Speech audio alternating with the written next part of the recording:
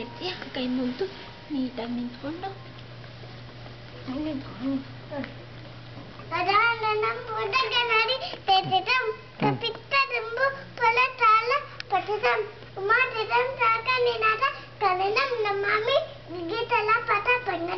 ಗುರು ಬ್ರಹ್ಮ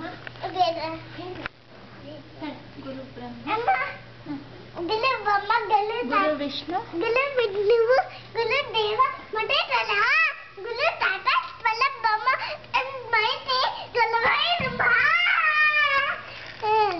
ನಮಸ್ಕಾರ ಮಾಡಬೇಕು ಫುಲ್ ಅಡ್ಡ ಬಿದ್ದು ನಮಸ್ಕಾರ ಮಾಡು ಫುಲ್ ನಮಸ್ಕಾರ ಮಾಡು ಅಡ್ಡ ಬಿಡು ನಮಸ್ಕಾರ ಮಾಡು ಪೂರ್ತಿ ನಮಸ್ಕಾರ ಮಾಡು ಫುಲ್ ಬೀಳಬೇಕು